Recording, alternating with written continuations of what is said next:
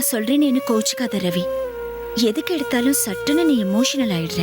அதை எப்படி ஹேண்டில் பண்றதுன்னு தெரியாம அதே வேகத்துல வெளியில கொட்டிடுற. உன்னோட இந்த வீக்னஸை எல்லாரும் சட்டுன்னு புரிஞ்சுக்கிறாங்க. உன் கோபத்தை தூண்டி விட்டு நீ தப்பு பண்ணணும்னு எதிர்பார்க்கறாங்க. நீயும் அந்த ட்ராப்ல ஈஸியா மாட்டிக்கிற. இனிமேலாவது நீ உன்னை மாத்திக்கோ. கோவப்பட்டு கை ஓங்குறதுக்கு முன்னாடி நாம என்ன சிச்சுவேஷன்ல இருக்கோம், எந்த பிரச்சனையும் வராம அதை எப்படி டீல் பண்ணணும்னு நிதானமா யோசி. ஒரே ஒரு நிமிஷம் நீ உன் மைண்ட கண்ட்ரோல் பண்ணாலே போதும். எவ்வளவு பெரிய ப்ராப்ளமா இருந்தாலும் சிம்பிளா முடிஞ்சிடும்.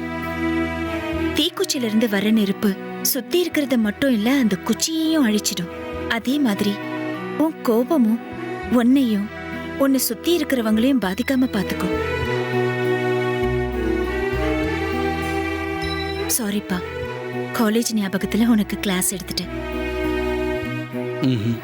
இல்ல, நீ சொன்னதெல்லாம் கரெக்ட் தான்.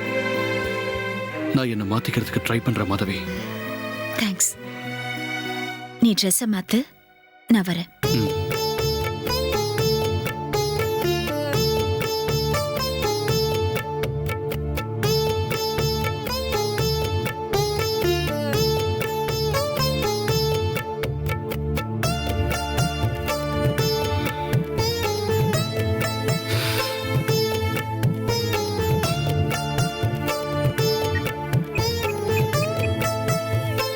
ஹலோ சதீஷ். சொல்லுடா. டேய், ரூம்ல இருக்கியா இல்ல வெளியே இருக்கியா? ஆபீஸ்ல இருக்கேன்டா.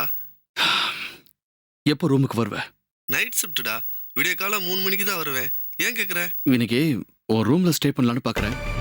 ஏன் வீட்ல ஏதும் பிரச்சனையா? இல்ல சும்மாதான். ரூம் கீ என்கிட்ட தான் இருக்கு. பெருங்குடி வந்து வாங்கிக்கிறியா? இல்ல 3 மணி வரைக்கும் வெயிட் பண்ணணும். என்ன செய்ய போற? சரி, திரும்ப கால் பண்றேன்டா. தேங்க்ஸ்.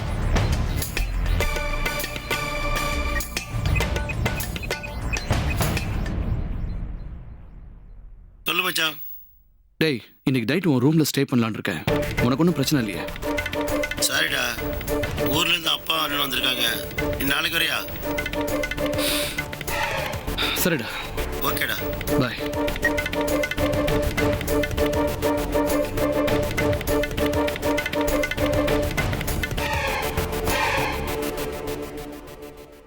என்னாச்சு உனக்கு?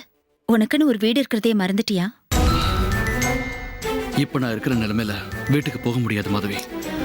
அப்பாவும் அம்மாவும் என்ன பார்த்ததுமே ஏடா கூடமா ஏதாவது பேசுவாங்க. மத்த நாளா இருந்தா நான் பேசாம போயிடுவேன். ஆனா இன்னைக்கு அப்படி என்னால இருக்க முடியும்னு தோணல. கோபத்துல நானும் ஏதாவது பேசி சண்டை ஆயிடும். நான் இன்னைக்கு வீட்டுக்கு போகாம இருக்கிறது தான் நல்லது.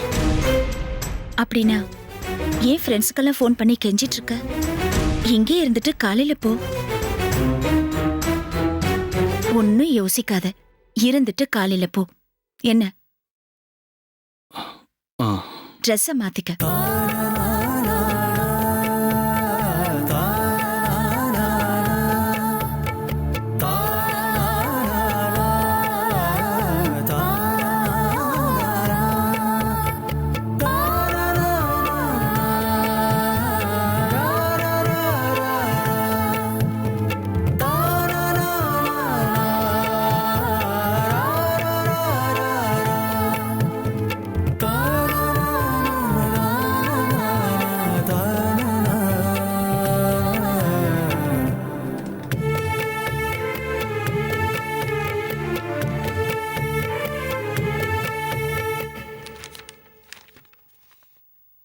This number is currently switched off.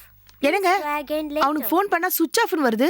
எனக்கு என்னமோ அவன் இங்க வரமாட்டான் தான் தோணுது. ஏன் ஃபோன் பண்ணி வரமாட்டேன்னு சொன்னானா? மணி 10 ஆகுதுமா. இதுக்கு மேல எங்க வர போறான்?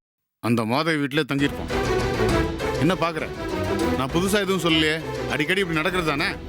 ஷியோ, அத பத்தி பேசாதீங்க. கேக்குறதுக்கு அருவருப்பா இருக்கு. படிச்சவன் தானங்க அவன். ஏங்க அவனுக்கு புத்தி இப்படி போகுது? அவன் வீட்டுக்கு இப்படி போறதே நம்மளுக்கு பிடிக்கல. அத தெரிஞ்சு அவன் வீட்டுல தங்குறானா அதுக்கு என்னங்க அர்த்தம்? மாதவி விஷயத்துல அவன் இஷ்டப்படி தான் நடப்பான்னு அர்த்தம். இந்த கூத்து இன்னைக்கு நேத்தா நடக்குது. டென்ஷன் ஆகாம போய் படுமா. இல்லங்க, இது வரைக்கும் போனதை விடுங்க. இனிமே அவன் இஷ்டத்துக்கு ஆடுறத என்னால ஏத்துக்க முடியாது. அதுவும் அவனுக்கு பொண்ணு பார்த்து வச்சிருக்கிற இந்த நேரத்துல அவன் பண்றது ரொம்ப தப்புங்க. சரிம்மா, அதுக்கு இப்ப என்ன பண்ணலான்ற? வாங்க இப்பவே அந்த கழுத வீட்டுக்கு போலாம். அவன் நாக்க பிடிக்கிற மாதிரி 4 கேள்வி கேட்டுட்டு ரவியை கூட்டிட்டு வரலாம். வாங்க. வேண்டாம்மா, நீ கூப்பிட்டா அவன் உடனே வந்துருவான்னு நினைக்கிறியா? அவன் வரமாட்டேன்னு சொன்னானா அவனை 4 போட்டு இழுத்துட்டு வர மாட்டீங்க? அவன் முன்னால அவன் வரமாட்டேன்னு சொல்றது நமக்கு அசிங்கம்மா. அதுக்கப்புறம் கூனி குறுகி நிக்கிறதே தவிர அடிக்கிறதுக்கெல்லாம் தெம்பு இருக்காது. அதுவும் இல்லாம என் பிள்ளைய அனுப்பி வைன்னு அவள் வீட்டு வாசல்ல போய் நிக்கிறதே நமக்கு கேவலம். அவளை பார்த்தா நிச்சயமா நம்மளால அமைதியா இருக்க முடியாது. நாம ஏதாவது பேச, பதிலுக்கு அவ ஏதாவது பேச, கண்டிப்பா ஏதாவது ரசபாசம் ஆகும். அக்கம் பக்கத்துல கூடி வேடிக்கை பார்த்தா அவங்க 2 பேருக்கு ஒண்ணும் இல்லம்மா. நெருப்பு மேல நிக்கிற மாதிரி துடிக்கிறது நாம தான். அப்படி ஒரு நிலைமை நமக்கு தேவையா? இதுல இன்னொரு சிக்கலும் இருக்கு. இப்போவாவது அவன் 10 மணிக்கு வீட்டுக்கு வந்துகிட்டு இருக்கான். நாளைக்கு நம்ம சண்டை போட்ட அப்புறம் நிரந்தரமா அங்கேயே தங்கிட்டான்னா என்ன பண்ணுவேன்? அதுக்காக விடுமா, எப்படியும் அவன் காலையில வீட்டுக்கு வருவான், அப்ப பேசிக்கலாம். போமா, எல்லாத்தையும் எடுத்து வச்சுட்டு போய் படு. இது நம்ம தலையெழுத்துன்னு ஆகி போச்சு. இந்த மாதிரி கொடுமையெல்லாம் அனுபவிச்சு தான் ஆகணும்னு இருக்கு. அனுபவிப்போம். போ.